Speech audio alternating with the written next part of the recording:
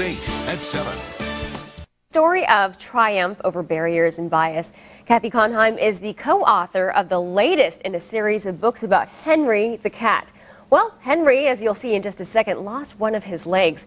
And Kathy has written about several adventures from Henry's point of view. Good morning, Kathy. We also have Brian Mullen with us. He is the cat's administrator. That's true. That's Not right. many cats have an administrator. That's very Henry special. does. So Henry is having his first official time live on TV this time. And as we're talking about this book that you wrote, some of the stories, it's not just about the cat, but more about how to overcome bias or judgment. Tell us about that. Well, I grew up hating cats. My mother was partially paralyzed from polio. And I know it's hard to believe that one could hate you. And she taught me that cats killed birds and she liked birds. So I didn't think of myself as a prejudiced person. I just thought I was a dog person. And then in came Henry to our life. He got injured in Julian, and at our second home in Julian. And rather than put him to sleep, we thought we'd adopt him for 2 weeks, and 2 weeks turned into a year and a half. And Henry became our cat. That is so sweet. Some of the reaction you get from people who read this book, does it open up their eyes and kind of make them think?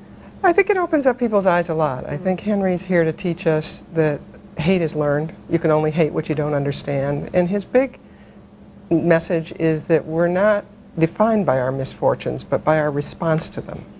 He trusts people, even though he got harmed by a car probably, and he had his leg amputated by a person.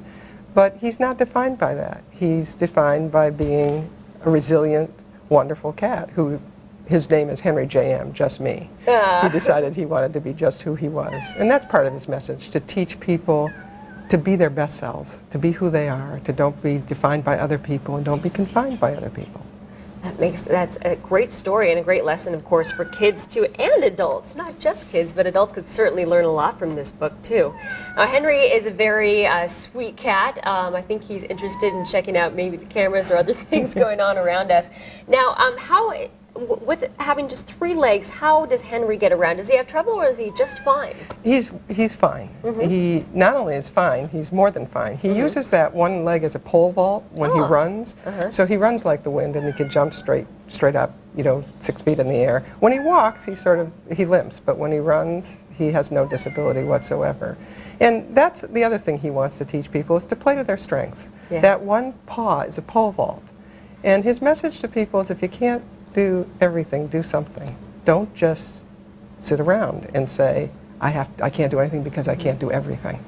So part of it is he wants people to do what they can. And his books are written so that all the prophets can help animals that are less fortunate than he is. Oh, that's a great thing that you're doing. Thank you so much for coming on our show this morning. Brian, thank you for being the cat's administrator. Very good job. And Henry, thank you for being such a patient cat. If you want more information on Henry the cat, just log on to our website at newsaonline.com.